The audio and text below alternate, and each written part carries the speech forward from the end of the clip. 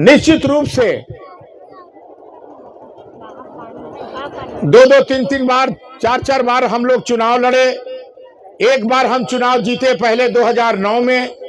इस बार आपने हमें आशीर्वाद देने का काम किया है। आदरणीय कुपा के सम्मानित भाइयों, मेरा परिवार, चाहे हमारे स्वर्गीय पिता भैया शंकर प्रताप देव, जिनको आप प्यार से मानिक बच्चा जी कहते थे, इस क्षेत्र में 4 बार 5 बार विधायक रहे, मंत्री भी रहे, लेकिन कभी भी अपने दामन में दाग नहीं लगने दिया। और जब तक छोटे राजा जिंदा रहेगा, अपने दामन में दाग कभी नहीं लगने देगा। इस बात को मैं कहना चाहता हूं। आदरणीय भाइयों, नौजवान साथियों, माता बहन, निश्चित रूप से दुख होता है, तकलीफ होती है जब किसी गरीब परिवार की मौत होती है। और इतना जबरदस्त घटना घटा था। मैंने सदन में उस समय हमारे मुख्यमंत्री, तत्कालीन मुख्यमंत्री आदरणीय शिबू सोरेन जी थे, जिन्होंने सदन में हमने आवाज उठाया। आवाज उठाने पर 1-1 लाख रुपया जो है घोषणा किया गया और 1-1 लाख रुपया डीसी के साथ हमने यहां पर आके बांटने का काम किया था। लेकिन दुख इस बात का है कि 10-10 साल प्रतिनिधि होने के बावजूद यहाँ के पूर्व विधायक जी ने न तो व्यवस्था देने का काम किया, न तो छत देने का काम किया। मैं इतना जरूर विश्वास के साथ कहना चाहता हूँ, हमारी सामने बहन बैठी हैं, मैं इनसे चर्चा कर रहा था। इन्होंने कहा कि 11 परिवार हमारी चले गए, मौत हो गई उस दुर्घटना में, लेकिन अभी तक हमको घर नहीं मिला। क्या इसीलिए राजनीति लोग करते हैं? क्या इसलिए जनप्रतिनिधि लोग बनते हैं? जनप्रतिनिधि का कर्तव्य होता है कि अपने जनप्रतिनिधि का निर्वहन करे, गरीब जनता का सेवा करे और जिस क्षेत्र में विकास ना हो उसमें विकास करने का काम करे। आदरणीय भाइयों, आपके बदौलत, आपके आशीर्वाद से, गरीब परिवार के आशीर्वाद से 1,47,000 वोट जो है हमको मिला है। 1,47,000 वोट और गरीब परिवार का वोट हमें आशीर्वाद देने का काम किया है। इस बात को मैं कहना चाहता हूं। और आने वाले दिन में, अभी तो 1.5 महीना बीता है, आने वाले दिन में आपका छत भी बनेगा, आपका रोड भी बनेगा और इस गांव का सुंदरीकरण भी होगा। इस बात को कहना चाहता हूं। गोद लेना कहने पर जो है सिर्फ हम कह दिए कि हम गोद ले लिए और कार्य कोई नहीं किया है।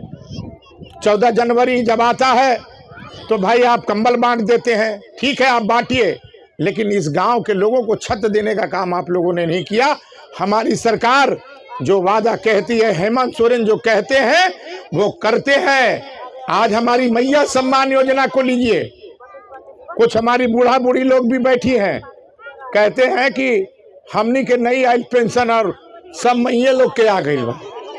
हमने कहा कि मैया लोगों का जो पेंशन था उसका जवाब माननीय मुख्यमंत्री ने दिया। कहा 1,000 रुपया कहा था माननीय मुख्यमंत्री जी, 1,000 रुपया दिए। और मैं आपको विश्वास दिलाता हूं, जिन जिन मैया सम्मान योजना में जिनका पैसा नहीं मिला है, एक बार भी नहीं मिला है, आपका बेटा, आपका छोटे राजा आपको जुड़वाने का काम करेगा, आपको पैसा दिलवाने का काम करेगा। मैंने मुख्यमंत्री जी से कहा, इस बार मैया सम्मान योजना में जब 2,500 रुपया जब बढ़ा तो रांची 6 तारीख को, 6 जनवरी को रांची में हम भी मौजूद थे। कम से कम 4 लाख 5 लाख हमारी माता बहनें पूरे झारखंड से रांची में आई थी और वहीं शुभारंभ हमारे माननीय मुख्यमंत्री जी ने करने का काम किया था। और 2,500 रुपया बढ़ाने के बाद जब माननीय मुख्यमंत्री जी से हमारी मुलाकात हुई तो हमने कहा कि सर, आप जिन जिन लोगों का मैया सम्मान योजना में नाम है लेकिन अभी तक पैसा नहीं मिला है, और अभी बूढ़ा बूढ़ी लोगों का 1 महीने का राशि आपका आ गया है। और जानते हैं 60% केंद्र सरकार, दिल्ली में बैठने वाली मोदी की सरकार, 60% पैसे का जिम्मेवारी उनका है और 40% राज्य सरकार का है, जो एक बार 5 महीने का पैसा हेमंत सोरेन ने आपको देने का काम किया।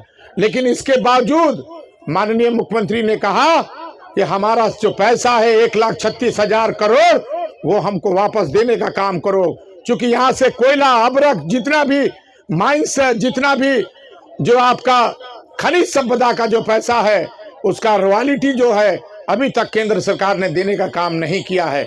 इस बात को मैं कहना चाहता हूं कि बहुत जल्द जो है आपका पैसा भी हमारी माता लोग का जो बैठी हैं, बुजुर्ग जो बैठे हैं, उनका भी आने वाला है। और एक बात जरूर आप अपने गहन में सोचिएगा कि 15 साल 20 साल तक अभी तक सिर्फ राजनीति होते रहा। हम जब एक बार, 4 बार, 5 बार जो है 5 साल के लिए चुने गए, 2.5 साल हमारे में, देखिए यूको बंद कीजिए, 2.5 साल हमारे समय में, 2.5 साल हमारे समय में जब मैं 2009 का विधायक बना था तो राष्ट्रपति शासन लगा। लेकिन राष्ट्रपति शासन लगने के बाद भी मैं बैठा नहीं, मैं पहला आपका बेटा विधायक होगा।